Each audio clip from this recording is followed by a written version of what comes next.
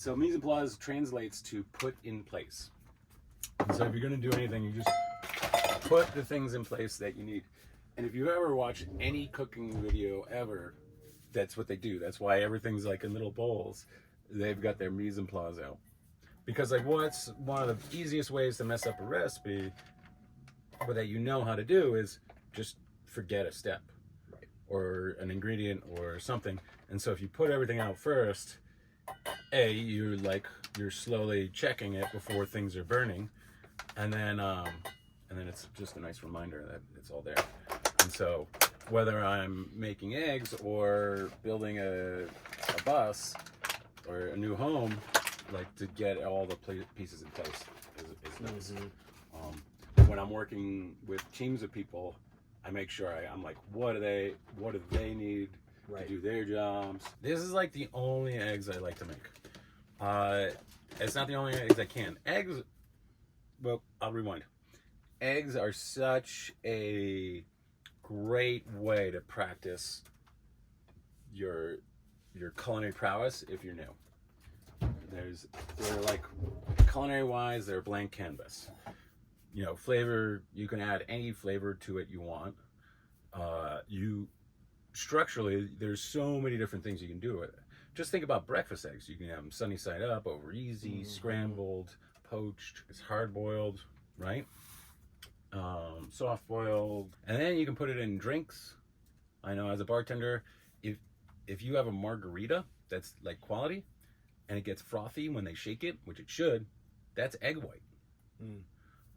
But you can put a whole egg in a drink and serve it. Which when you talk about putting an egg in a drink, people think about Arnold Schwarzenegger or Rocky, or somebody trying to beef up. But that's people put that in cocktails all the time. Interesting, yeah. That's a great trick to keep in mind if you're somebody who likes to do smoothies. That just throwing an egg in adds up ups the fat content, nutrient, and lots of protein, right? So culinary blank canvas, lots of ways you can go with it. It's also shelf stable. You can grow it in your backyard.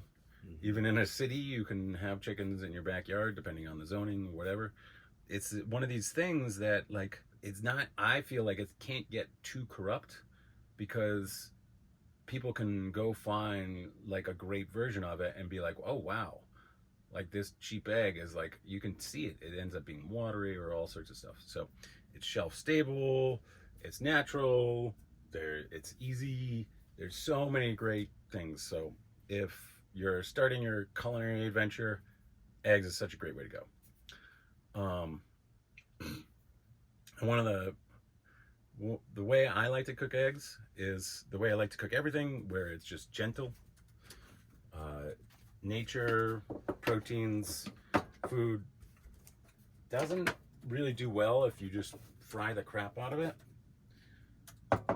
But as a society, we've kind of forgot that, because time is money, and every restaurant is going to cook things as fast as they can.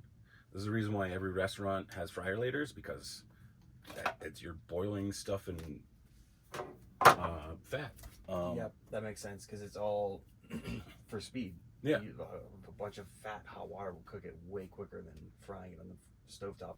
I mean, the cool thing now is like a lot of conscious fast food chains are kind of figuring out ways to circumnavigate that.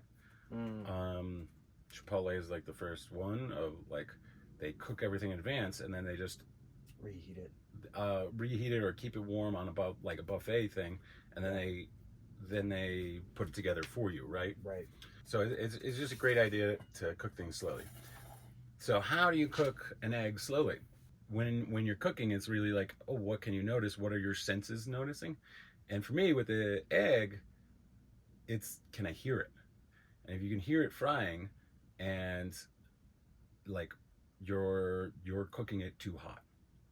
I think about, I grew up in the 80s and 90s when they were the psychedelic prohibition era, where we were just getting propaganda on TV. This is your brain on drugs. And the guy cracked an egg on a hot pan. And we've probably all heard that sound.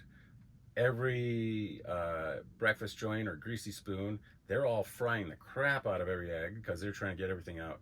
That's how those breakfast places run. It's just Speed. turn every table as fast as you can. And so my recommendation is you just go slow. And if you can hear the egg frying, you're going too fast. In a fryer later or microwave or anything that you're trying to cook stuff pretty fast, the exception might be an Instapot. I don't know. That kind of uses, instead of just heat, it's using the pressure in the heat. So I don't know. I'll have to test that. I know my Instapot makes things that taste really good, so my assumption is the Instapot might be the exception to this. But when I think of a cooking process as denaturing whatever the ingredients is, or just making it more bioavailable, because vegetables have lots of chemicals in them that help protect it from being eaten, and then that plant doesn't get to procreate, especially grains, and that's the reason why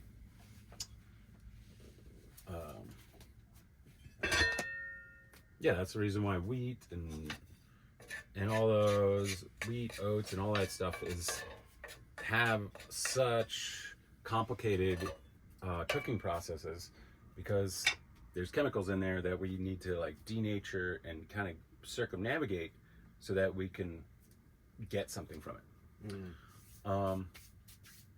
So if you do it slow, like in a really slow version of denaturing food so that you can eat it and it's more easy to digest, is like fermenting. It'll take weeks or months, and it's like super gentle on your belly. Not just gentle, it adds to your gut health, right? So now I've got the onions. If the onions are, I turn the heat up for the onions. I just like onions with my eggs. If you don't like onions, that's fine. The heat can be up for the onions. Are you still listening for the sizzle? Well, once the eggs go in, I'm going to adjust the heat so I can't hear them.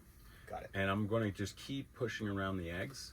So I just crack the eggs right into the pan, and then I just kind of scramble it in the pan. And I'm just sitting there and I'm babysitting that. And I don't do that. I really don't enjoy doing that with anything else. Usually when I'm cooking, I'm ADHD. I feel like an octopus. I've got 8 different things going on in every direction, and one of them is the pan that's frying something or whatever, right? Well, with eggs, I'm just like, boom, this is one thing, and the process is I'm just scrambling the eggs in the thing. It doesn't have to be fast. I'm not like whipping it up. I'm just kind of scraping the bottom with my wooden spoon.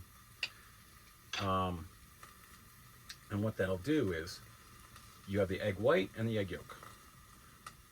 And the egg yolk is really where it's at.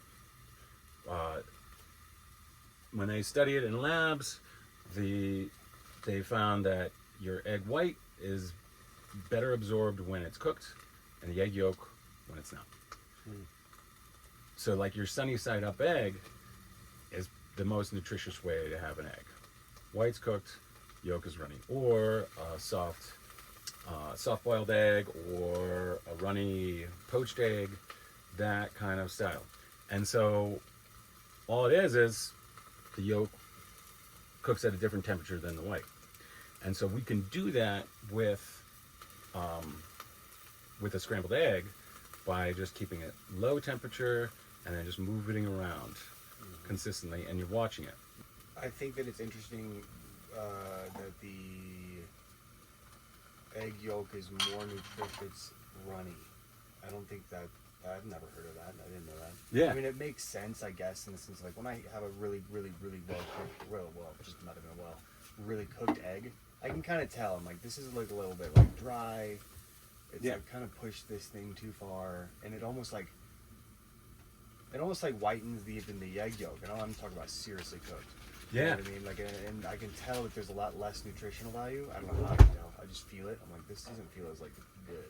Well, it's yeah, whether it feels or the flavor, which I think there's also, we talk about like the taste buds on your tongue, and that's how you taste something. But there's also another tasting of like how it sits in your belly, how satisfying it is, and like there's so many times when I cook a retreat, it's like a really cool thing, like where I'm cooking for people several meals in a day or for a whole week, and they're like, my digestion's changed, my body feels different, and it's just like these little things that people might not think about in how to cook certain regular things. yeah. But the simple rule is just cook everything as gently as you can, which at a restaurant you can't, because people come in and they're making like they got one dish for somebody, a different dish for somebody else, so they've got to be ready to flash fry everything in less than 10 minutes. It's absurd. And this is the reason why at like fine dining restaurants, why it takes so much longer, because they're like they're doing their best to take as much time as they can to cook things slower, but they're still gonna cook the shit out of everything. Yeah, they're still having to do a much faster speed than like you would at your house. Yeah. There's only one meal you're making, you know, versus one every 10 minutes. Yeah. So it sounds like just in general, slow down everything. Slow down your coffee. Slow down your eggs. Slow down your life. Slow down your dopamine. Slow down your breathing. Slow down your breath. You can wrap it up. Usually I like to, when I'm teaching people this, I go pretty simple, but we're going to have fun, and I'm going to give you the most complicated version I can right now. Perfect. And so if anybody's watching this and you're like, wow, that's too complicated, fine. You can make this much easier and simplify it in so many different ways. So I started with the onions that have a lot of moisture, and they're almost caramelizing now. So I've got a decent amount of heat, but I'm capturing that moisture with a little lid. And I'm gonna let that like clarify a little bit, and the onions get a little translucent. And then when they're ready, I'm going to start cracking the eggs in it. And I got some spinach I want to throw in too. Spinach is one of those things that should get denatured, but because it, you know, salads are so fast and so popular, and people, you know, oh, it's green, so it must be good for me. We started putting spinach and kale in salad. That doesn't really work with our gut. So always make sure you cook your spinach is my point here. Or, you know, I'll have, if the only thing that they have at a restaurant is a spinach salad, or that's the best option for me, I'll get that every once in a while. But ideally, you're cooking your spinach. AKA raw spinach is not as great for your gut. Yeah. As cooked spinach. I know when I eat spinach, it's not like been denatured like you're saying, or actually prepared the right way. I'm just like, bro, this is like not what I want. Yeah. I don't know, you know, it's a really subtle feeling, but it's like I don't like this. Yeah. It's which I guess I'm so old. I still think of like Popeye. This'll stop them insect vultures.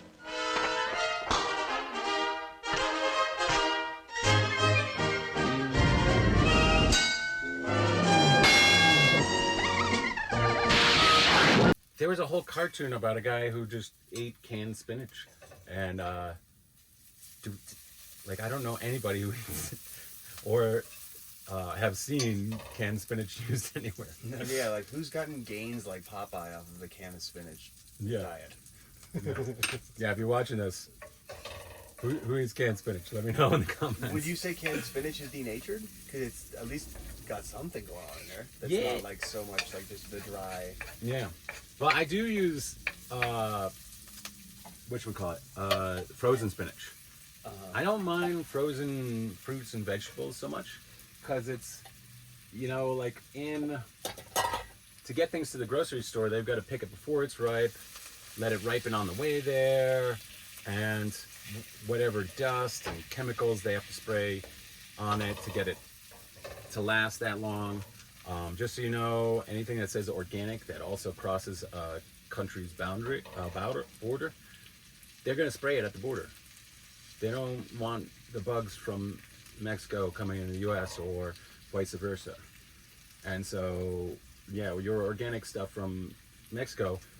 Don't get. I've heard a lot of great things about Mexico's food, and that they're much more attuned to their produce and quality products than we are. So Mexico's doing a great job with their agriculture.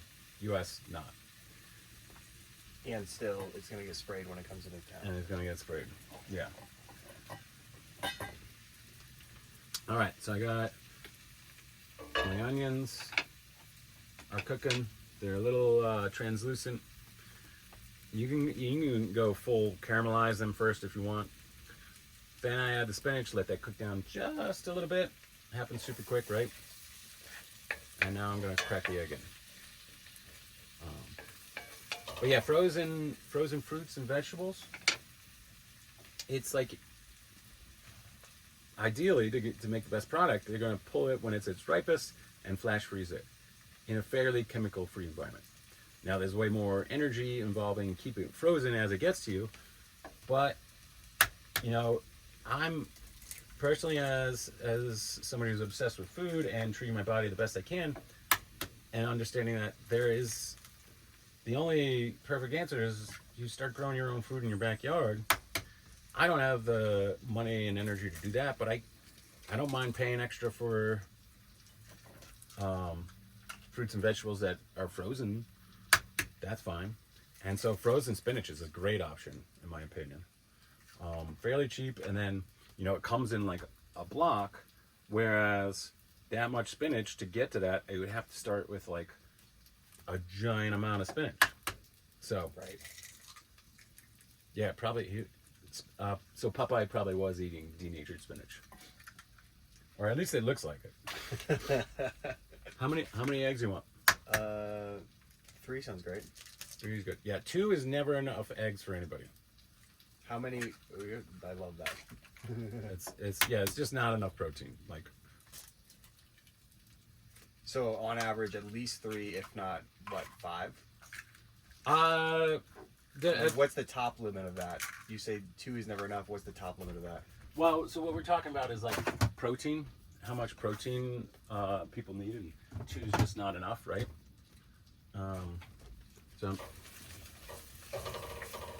But there's not really an upper limit of like how much protein the body can have.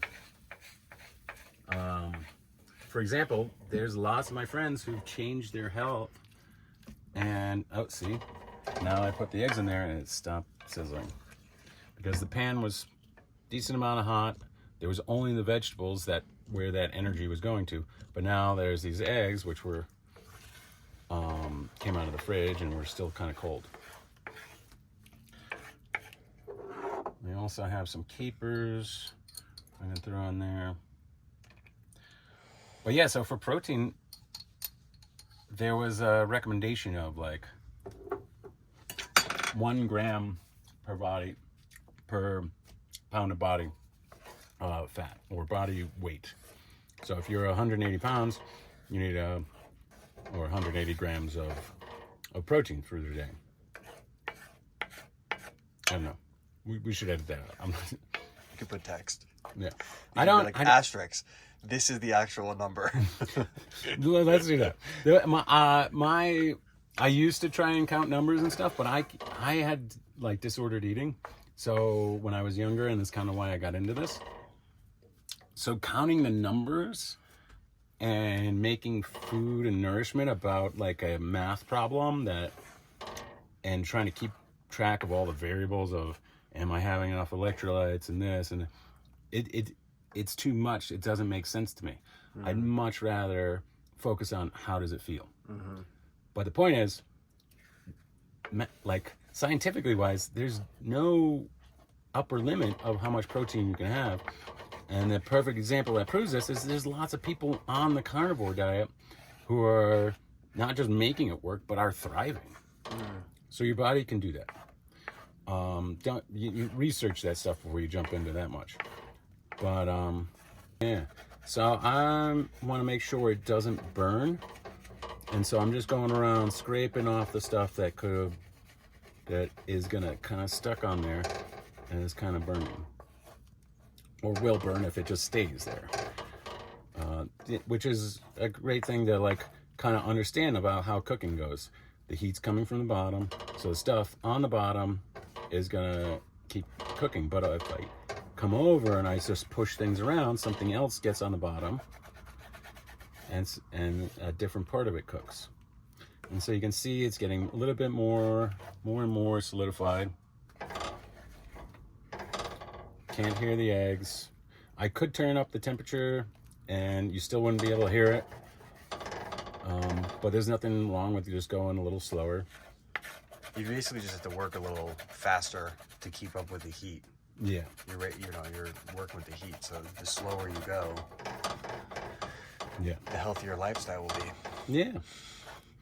And this pan is not as slick as,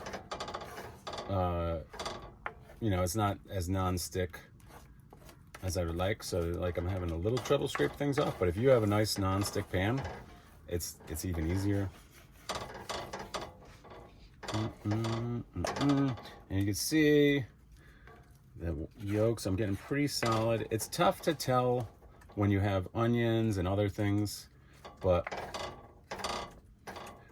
we're getting pretty close. Yeah, there's still some egg whites that are getting cooked. And what I'll do is once I feel that the egg whites are all cooked, I'll turn off the heat and then I'll add a couple pads of butter. And so I think of this as like cheese. Cheese is such a popular thing to throw in eggs. Which is really about the fat. Cheese is just fat and salt, and there's some carbohydrates in there, but the fat and salt is really, and a fermented process is really what our body goes nuts for. And a cleaner version of that is butter. So I just like using butter as a topping. And Jackson's about to experience this. It's rich. It's awesome. If you're making eggs for your date, she's gonna be so impressed. What you're saying is butter is a lot more versatile than we like to think it is. Yeah. Use it in your coffee. Use it as it's almost like in the same way that sugar gives you a rush.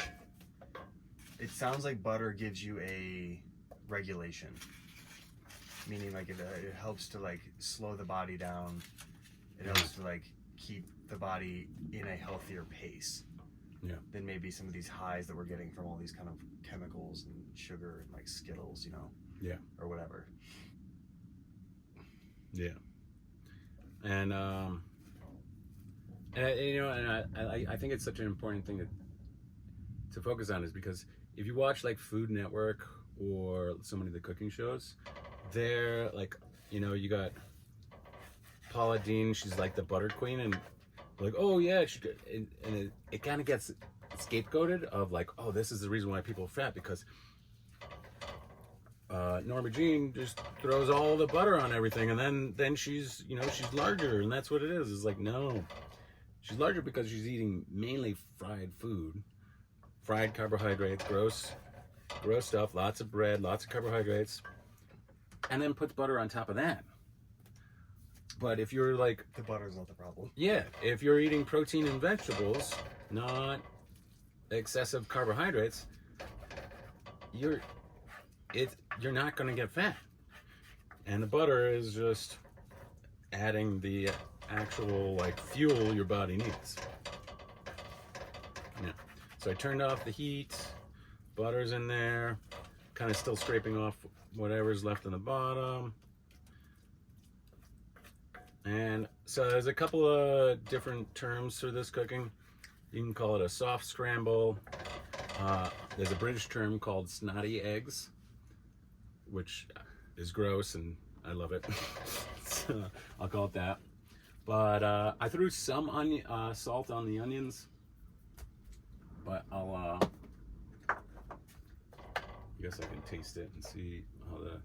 And there's no. I have a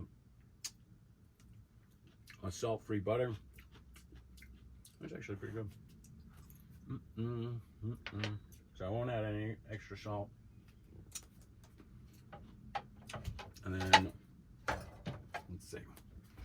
Mise en place. I didn't put out my spices.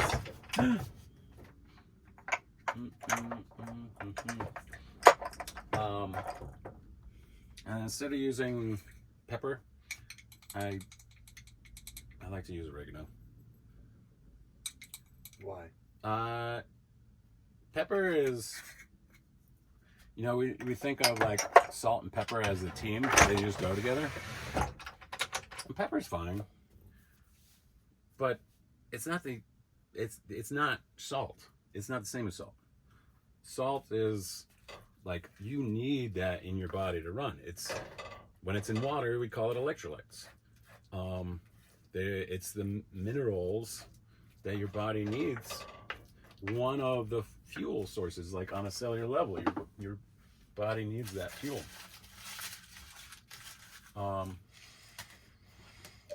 And so it's not, you don't need to have pepper. Like, pepper is not a required fuel source for the cells. It's just an interesting flavor. And so is oregano, and so is crushed red pepper and cumin. And so why not put cumin but with your salt, which is something that happens in the Middle East, or oregano, or whatever. Because it's got actual like medicinal value. Yeah. To support your body. Yeah. And then so if you go around the world, different cultures will put different things with salt, but in the U.S. we just put pepper. Interesting. Which is basically null. It's like not doing anything. It's not gonna do much. But all the green herbs, oregano, parsley, cilantro, they're all great antioxidants.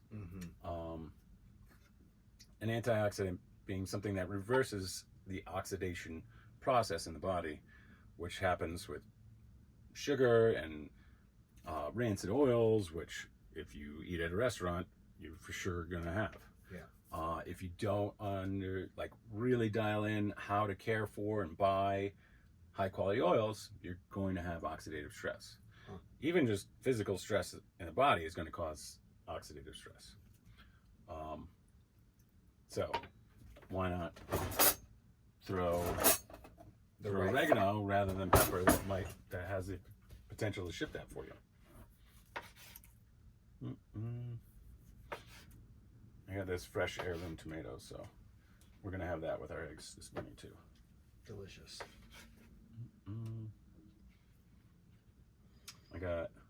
I got these tomatoes because I was in the grocery store and it's spring, and I'm gonna start farming. It's time to start planting, and so I just got an extra tomato and created my own seeds from it. So easy to do. You just take a tomato and you let it ferment for like 3 days. Just mash it up, let it sit for 3 days, and now you got tomato seeds ready to go. Why does the mashing, like if you don't mash it, that kills the seeds? Oh, this goes back to like the whole denaturing thing. This is great. So glad I totally thought of this. So nature protects procreation. Nature really values the continuation of life. It's the reason why humans have the negativity bias, because we're really attuned to anything that could end life. You know, because something only has to like end life once. You only need to get shot with one bullet or hit by one car, and then you're done, right? So nature protects that. It's just part of nature. I think about this anytime I am walking down the sidewalk and I see a tree that grows out of the sidewalk, and it's like, yeah, life is happening, and it's like, keep moving forward. And it's like, I take that as anytime I see that, it's like, oh, I have that same force of nature that it wants to keep going, moving forward. Within you. Is within me, is within you, it's within all of us. Yeah. It's the reason why we're all keep going despite the state of the world, right? Right. And so how does that pertain to the tomato? In the tomato, there's these protective enzymes.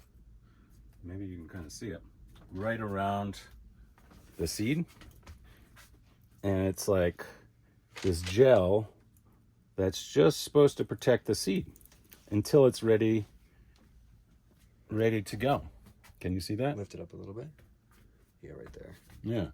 So this gel around the seeds and the hard part around the seeds is designed to protect that seed so that seed can go get planted when it's ready. And how do you know when it's ready is, well, in nature, the tomato would fall off the vine, rot on the soil, and then when it rotted, these seeds would then be ready to go. So I just create that in a jar, smash them up, let it ferment for a couple days, then the seeds are ready to go. You can dry it out, or you can plant those seeds right at that time. That's really cool. I did not know that. Yeah. I mean, that's such a simple way to like, here's a tomato plant. You just bought your tomatoes. Yeah. You're like one tomato plant. You can eat the tomato still. You just could. glean the little parts off, and there you go. Yeah. That's exactly what we did. I'm assuming we're gonna be sitting here. Yeah. Nice. Can we move these blankets into your bed? Cool. Should I tell another tomato story? Yeah, please. So, when people think tomatoes, they usually think Italy and tomato sauce and Italian cooking and stuff.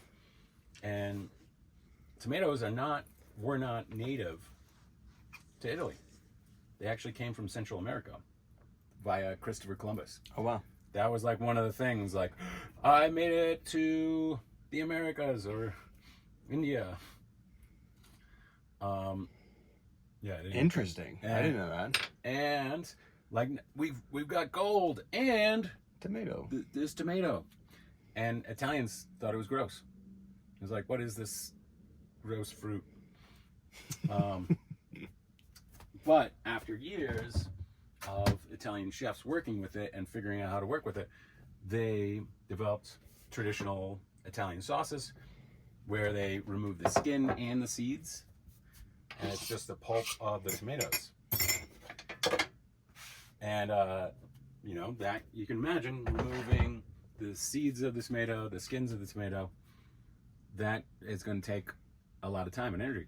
So in modern sauces, they find chemical ways around that, and there's skins and seeds. You can still find lots of sauces that don't have that skins and seeds, or they do it in a more traditional way. Grandmother is always the best way. I'm gonna see if I got some sauerkraut for you. I want to really show off for you. He's always got his sauerkraut, bro. Well, oh yeah, here we go. I knew it. No doubt. Yeah. The last time Gerard and I were hanging out, he gave me this massive jar of sauerkraut that I ate for, I don't know, maybe like 2.5 weeks. Yeah. So good. Great. I'm running a little low now, but I'm good. Yeah, and then so what else? Italians figured out the way to cook tomatoes where it's tastes the best. They weren't worried about digestion. They were worried about how it tastes, but it's the same thing. I'm really running low. I gotta make more kraut. And but they also propagated the Roma tomato. Oh wow. We talk about genetically modified organisms. Farmers have been genetically modifying organisms by splicing them, by crossbreeding for a long, long time. So it doesn't have to happen in a laboratory.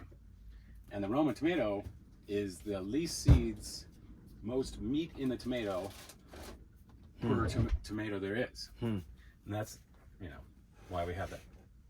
I'm not saying go out and buy Roma tomatoes, or that's the thing you should eat now. There's lots of different versions. It's just, I think it's That's funny. just interesting that we propagated that, and they, yeah. Yeah. Oh, and do you want sweet potatoes? Sure. Yeah, that sounds great. These are like some leftover sweet potatoes there with you. Little carbohydrates. Here, so like this video feels like it's about to be wrapped up. We'll get a last shot of the meal. Look at that. Wow. That looks delicious. Sweet potato sauerkraut. The eggs looking all delicious. Yeah. Any last words you want to say about it? Or are you just ready to eat it? Usually I just do the eggs, but I'm showing off today, so yeah. Make sure salt goes on everything. The sweet potatoes are leftovers, so they already got salt. The sauerkraut already has salt in it as part of the process, and you put salt in the eggs. That, if you're trying to learn to cook, just put salt. Figure out how to put salt in everything. You don't have to worry about other seasonings. Just learn salt.